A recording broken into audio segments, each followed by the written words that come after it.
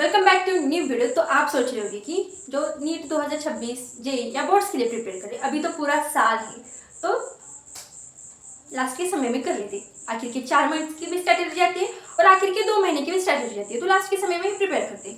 तो जी नहीं, आप गलत सोच रहे, यू आर टोटली फुल और रॉन्ग वे।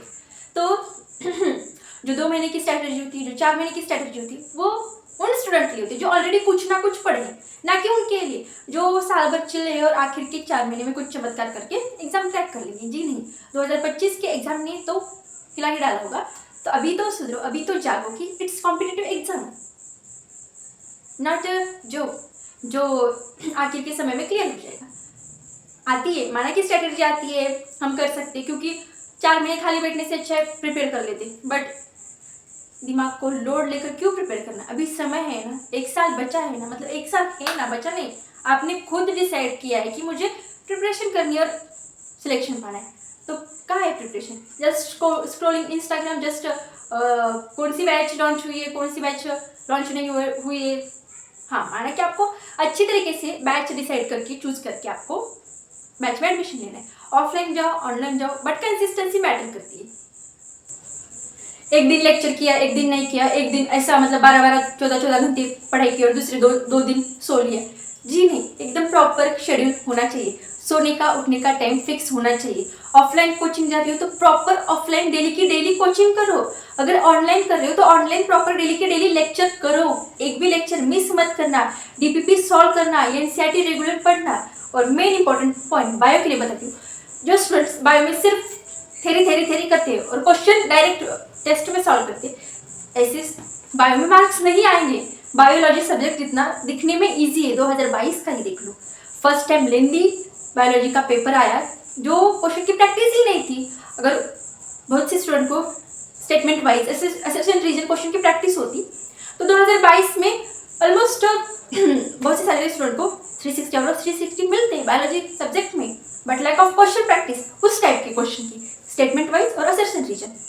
आपको मतलब बायोलॉजी इजी दिखता है, बहुत से सारे स्टूडेंट क्या करते हैं, फिजिक्स केमिस्ट्री के क्वेश्चन की प्रैक्टिस करते हैं बट बायोलॉजी की करते नहीं।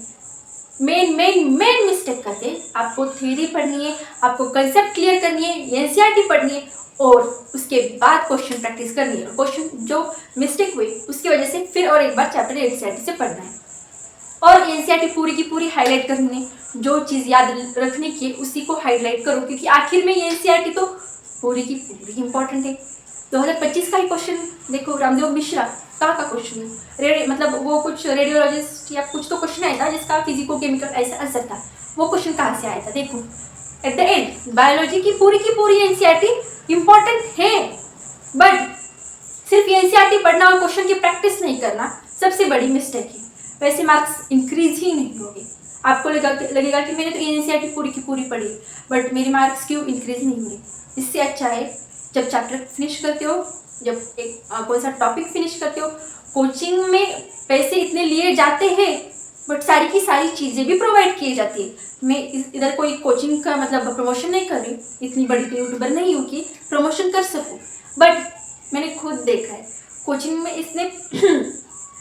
इतने ज़्यादा पैसे लेते हैं, इसके बदले में आपको इतने अच्छे लेक्चर प्रोवाइड किए जाते हैं, डीपीपी प्रोवाइड की जाती है, हर संडे को टेस्ट, उस टेस्ट का एनालिसिस, मॉड्यूल्स, मतलब सब कुछ प्रोवाइड किया जाता है। बट कमी कहाँ है?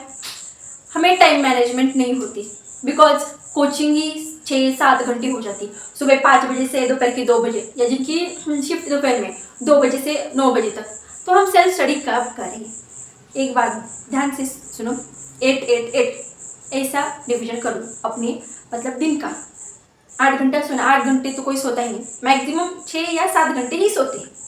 फिर 1-2 घंटा खाने पीने के लिए मानो, 1 घंटा कोचिंग के लिए मानो, और 8 घंटे भी नहीं होती, 7 या 6 घंटे होती।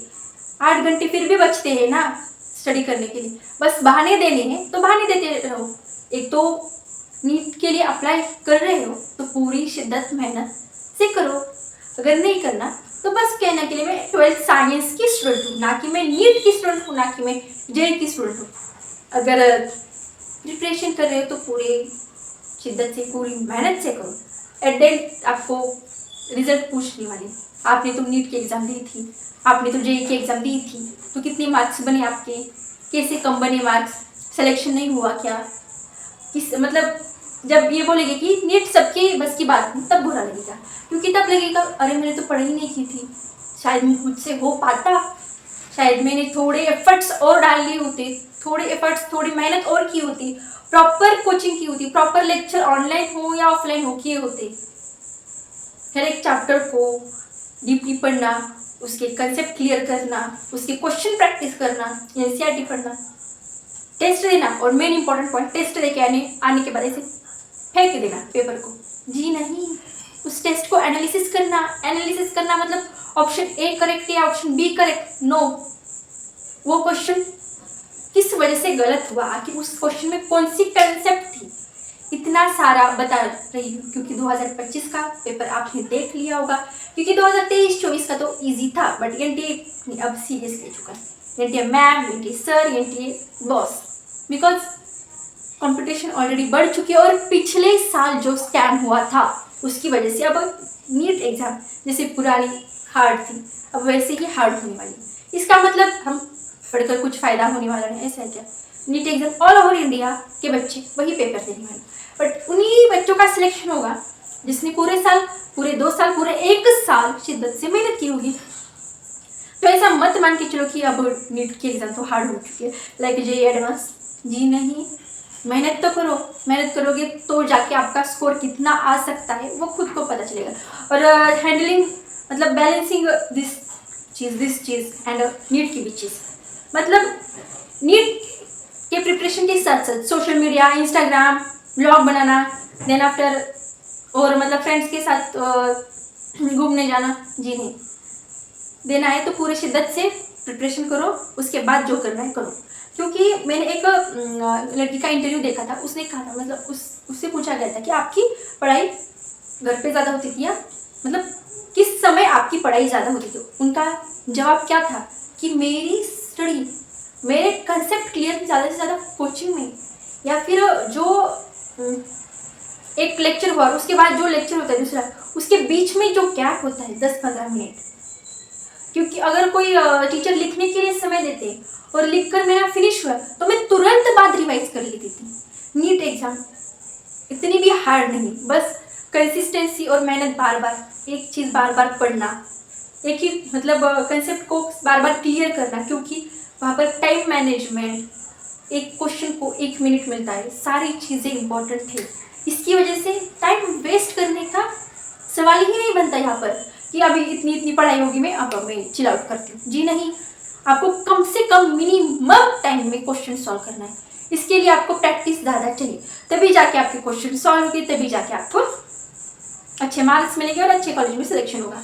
तो ये बात सुन लो कि कोचिंग में टाइम जाता है, जी नहीं, कोचिंग में कंसेप्ट क्लियर होते हैं, और जो बीच में समय होता है उसमें सेल्फ स्टडी होती है सेल्फ स्टडी। अगर रेगुलर कोचिंग जाओगे, रेगुलर लेक्चर अटेंड करोगे तो इतना बर्डन सर पर नहीं आएगा, ऐसा नहीं लगेगा कि हम मतलब कॉम्पिटिटिव एग्जाम की तैयारी कर रहे हो, अपना डेली काम कर रहे हो ऐसा लगेगा। तो ऑल द वेरी बेस्ट, कर रहे हो तो पूरी शिद्दत से करो, all the very very very best, take care, bye.